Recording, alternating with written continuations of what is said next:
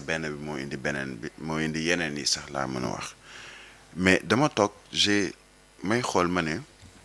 voilà un problème marginal qu'on veut auquel on veut donner un caractère national. Un problème marginal auquel on veut donner un caractère national ak li nga xam ne moom mooy suñu cosaan ak suñu aada ci réewum Sénégal ci vivre ensemble boo nga xamee ni du yamul ci kayit wala ci constitution wala ci leneen mais c'est même dans les faits. Combien de familles aujourd'hui sont des familles religieuses yoo xamante ay jullit a ngi ci ay chrétien nekk ci nga gis ñaar ñu bokk ndey ak baay kii doon jullit kii doon chrétien. C'est pas une question de religion, c'est une question de conception mooy lan mbirum port du voile ci biir école yi li tax mën na ni c'est un problème marginal auquel on veut donner un caractère national. Damay reprendre les propos wala le communiqué du laïka ci lu jëm ci wàllu école yi dañoo wax lu leer seen ci seen communiqué ñu ne duñu d'accord ñu bëgg leen a xupp.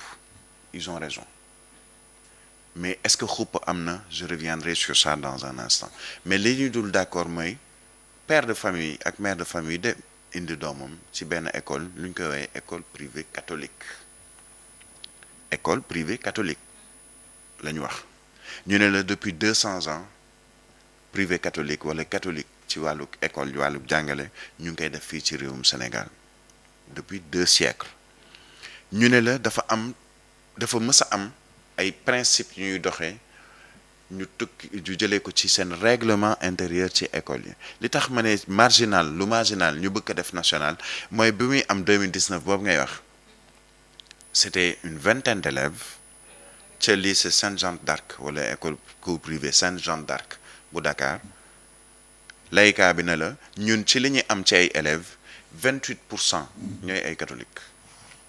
École privée catholique yi ña fay jàngee 28% ñooy ay catholiques maanaam donc tout le reste une grande majorité ay jullit lañu. Et il n'empêche que malgré mbirum jullit ak chrétien yooyu ñu bëgg fi indi débat boobu amu fi bu ko fi kenn sulli bu ko fi kenn yëkkati parce que on est dans un pays nee nañu laïque man neewuma laïque sax mais un pays religieux. xam luy religieux bi mooy jullit bi mooy catholique bi mooy ka nga xamee ne peut-être gëmul les religions révélées wala monothéiste waaye ba léegi mu gëm am foi wu boppam. C'est un pays de foi boo xamee ne képp ku fi indi wala bëgg fee indi ay situation dafay këppuwaat sa kaw parce que ça ne sert absolument à rien et je vais mettre dos à dos parce que ci kaddu day rafet. Laïka bi la mu bind man jàpp naa ni avec beaucoup de retenue, de politesse mais également de fermeté fàttali nañu lan mooy école privée catholique au Sénégal ak nan la demee ci lu jëm ci seeni enseignement ak vivre ensemble boobu nga xamee ni dafa bokk ca la ñuy prôné ak defar li nga xam ni moom mooy xale bi bu duggee ci seen école pour mu gëm boppam nag foi am ci la bokk maanaam état ba mu nekk di en tant que être humain ci la bokk ak yeneen ba ci lu jëm ci wàllu bu dee séeréer la mu gëm ni séeréer ba mu doon nekkul benn couche marginale par rapport ak wolof wala par rapport ak joolaa wala par rapport ak leneen ñu ne loolu yëpp dañ koy jàngale wala dañ koy gën a ñoŋal ci biir école privée catholique. Mais le débat qu'on veut instaurer aujourd'hui sur une histoire boo xamee ni c'est pas la première fois muy am coow entre guillemets musulmans et chrétiens ou musulmans et catholiques. C'est pas la première fois. Dans 2019, mais dites nous 2019. On se souvient, Maître Abdoulaye Wade, je pense que c'était vers 2009 ou alentour. On a Sénégal. On a même balancé des grenades lacrymogènes au niveau de la cathédrale. Man sama tank dam na ci. En 2009, j'étais à Sud FM. J'avais mon pied dans le plâtre. Parce que boobu reporter maa ngi dem ci reportage parce que boobu on avait appelé à une conférence de presse fële ca cathédrale bu Dakar bii ñu ay lacrymogène ak yooyu dugg fa ci daw yeeg yooyu nit ñi dal sama kaw ba sama tànk damm ci c'est presque ci guddi gi laay doog a sentir ndeke ne man sama tànk damm na ba le lendemain yóbbu ma ñu defoon ma plâtre xam nga kan moo génnoon pour rectifier un peu ou repréciser la pensée de Maître Abdoulaye Wade. Moustapha Guirassy, il était porte-parole du gouvernement boobu temps. C'est le même Moustapha Guirassy qu'on a entendu et vu hier, qui est revenu pour repréciser la pensée de Ousmane Sonko. Et peut-être, comme ni mu ko waxee,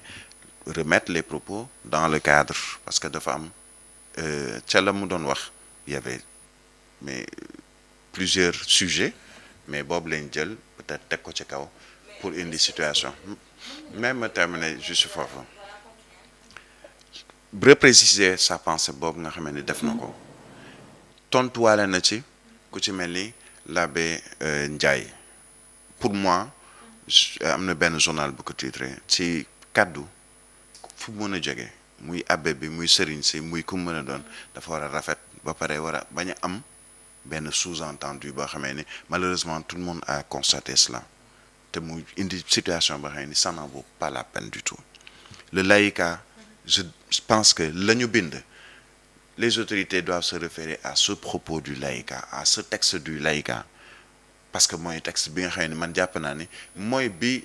valable. Xamul tax ñoom ñoo yore mbirum école privée catholique yi. C'est pas parce que bon man maay sëriñ nangam que lépp lu jëm ci daara maa ko moom, non, wala war naa cee wax, déedéet. Mais am na ñoo xamee ne dañu am seen association boo xam ne dañ ne ay sëriñ daara, ñooñu bu ñu waxee ñu ne ñii mën nañoo wax ci daara parce que mooy li ñu war a wax. Mais beneen sëriñ bu ci wax sa xalaatu bopp ngay wax waaye waxoo ci daara. Dafa mel ni c'est la même chose que ci mbirum école privée catholique yi, képp ku ci wax monseigneur, mon père, mon curé ak yooyu bokkoo ci ñi nga xamee ni ñoom ñooy ñiy défendre directement école boobu. Laïcat bi def na ko. Donc coow li nga xamee ni ñu ngi koy coow fii ñu toll nii, à mon sens il faudrait pas que ñu koy yokk wala ñu ci indi ay yeneen supputation. Le Sénégal est dans une situation boo xamee ni, et surtout au plan mondial nit ñi dañuy xool te dañuy naw ci loolu. Nekk ñu ci réew boo xamee ni ñu ngay kaas naan diggante chrétiens yi ak jullit yi ña ngay xeex, te pourtant ça existe dans d'autres pays. Ñun on a toujours vécu ainsi et dans une parfaite harmonie. Camaraderie am ci, mais fraternité tamit am ci. Ay détails warul indi benn situation. Je pense que Idrissa Seck, il l'a dit dans un post Facebook, nous sommes un Sénégal un malgré notre pluralité. Te loolu je pense que nit ñi war nañ ko jël teg ko en exergue. Et même c'est valable pour nous aussi de la presse. Même dans nos titres, dans nos propos, bu ñu xam bu taal, ça n'en vaut pas la peine. Et surtout c'est un épiphénomène. Mais foo bëggoon a ñëw Birahim mooy bu le premier ministre moo waroon tenir ses propos foofu ca Grand Théâtre, d'autant plus que le ministre de l'éducation ci rencontre boobu ñu ngi woon à côté. Peut-être ñi ngi doon xaar, gis nañu réplique bi nga xam ne def na ko, ñi ngi doon xaar peut-être ses propos bu fekkoon day jub ci rencontre boobu mu nekk looy xam ne dafay tukkee ci le ministre de l'éducation mais pas ci le premier ministre. Man duma ci wax premier ministre moo waroon wax wala warul woon wax. La mu wax c'est de Ousmane Sonko. Le premier ministre Ousmane Sonko ou Ousmane Sonko ba muy wax, c'est est-ce que c'est le premier ministre qui a dit pourtant sama kër am naa fa daara? C'est le premier ministre de tous les Sénégalais wala c'est Ousmane Sonko point? C'est Ousmane Sonko. Sama kër am naa fa daara, c'est Ousmane Sonko. Premier jour bi ñuy wax ci dañuy taxawal benn kuréel ca présidence de la République pour lu jëm ci affaires religieuses yi. Direction xaw ma nan lañ ko tuddee encore ci affaires religieuses. La ma njëkkoon wax mooy am na benn contribution bu benn professeur bindoon mu relire contribution bi ne ni bu mu am distinguo wala muy am beddi, parce que bu ñu nee religion il s'agit de toutes les religions. Kon na ca doomu daara yi gis seen bopp, na ca ñi nga xamee ne ñoom ñooy ci nekk ci jàng bi tamit gis seen bopp pour éviter mu am coow loolu. Am na coow lu fi amoon bëkk dem ñu nëpp ko très rapidement parce que amul woon sens. Am na ku wax ne ni dañuy tabax jumaa ci biir palais de la République, ñu ne ko déet, loolu wax boobu teg ko ci suuf, parce que réew mi palais de la République boobu président Bassirou Diomaye Faye yàlla na doon ibaadu, yàlla na doon xawma nuñ ko woowee ci salafiste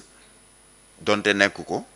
mais mënuñu def symbole boobu nga xam ne mooy palais de la République nga xam ne sénégalais yëpp la boole, nga teg fa juma loolu boo ko defee beddi nga ñi nga xamee ni bokkuñu ci religion musulmane ñu ne la suñu constitution permettre ko. Le laïcat a rappelé que constitution ba la mu wax leer na waaye képp yóbbu doomam ca biir école bi ñu jox la règlement intérieur laataa ngay dugg ci biir règlement intérieur bi ñu ne la sa doom même bu dee day muuru droit am la kenn du ko tere muuru waaye ma ne laïcat bi fàttali na ko bu ñu waxee ne la Mariama mu sell bi ne la sœurs yi dañ daan muuru sœurs yi ba léegi dañuy muuru kon ñun du muuraay mooy suñu problème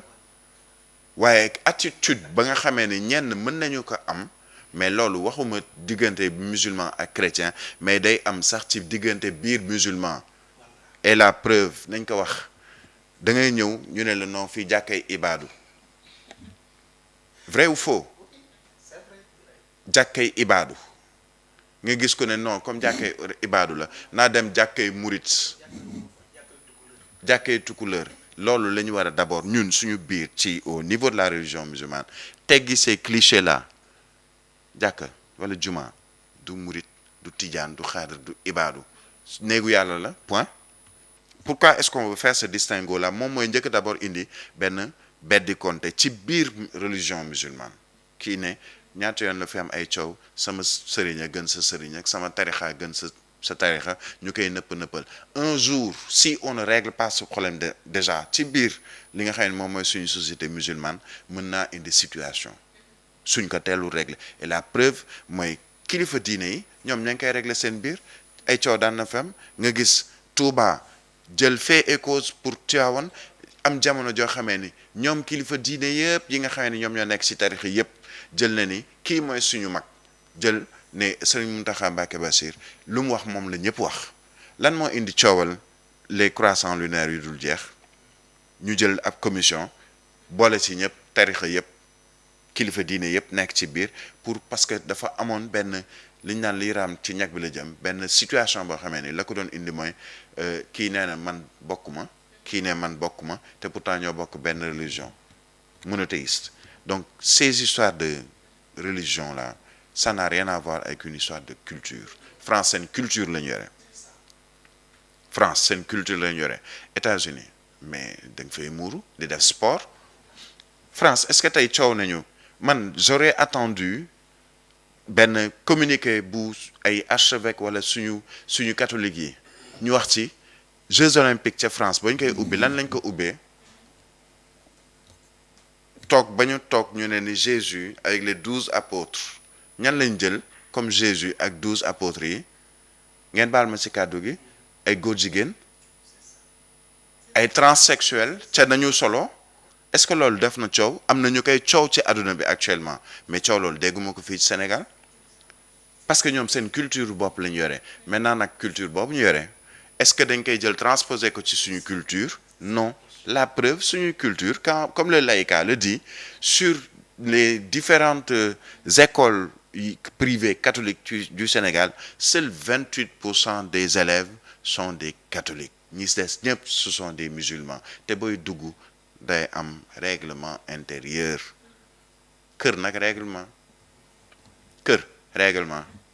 c'est pas parce que l'état ci constitution nee na nangam ak nangam waaye ci biir kër règlement ci biir kër jëkkër ak jabar ak ay njaboot règlement bi jëkkër ji mooy joxe ni li mooy règlement bi déggoo ci ak jabaram état yoonam newu ci boo mënul topp règlement bi ci biir kër gi dañuy génn kër gi seeti foo loué ji c'est pas autre chose mais ce débat là vraiment il est nauséabond nauséeux et à la limite très dangereux et il faudrait qu'on arrête de continuer ce débat même dans nos médias parce que ça ne sert absolument à rien du tout de nous créer des problèmes là où il n'y en a pas. déjà dañ koy wax Ousmane ñu bari jàpp ni quand même wala sax am ñu jàpp ni que le premier ministre peut-être ku ci mel ni Madiambal Diagne def na ci poste que comprendre li nga xam ni moo di urgence ci jamono ji parce que réew mi fi mu toll soxla nañ leneen que débat yoo xamante si ni mënoon na ñàkk. mais le premier ministre fan la ko waxee d'abord ci ban contexte ñu ngi woon ci contexte su joxe ay prix les meilleurs élèves du Sénégal. Thialé lii Birahim wax ne question de culture française la oui 1905 le français yi teg le principe de laïcité 1989 benn waay moo mujj jug benn collège bu nekk créé dàq ñetti collégienne ne dañu muur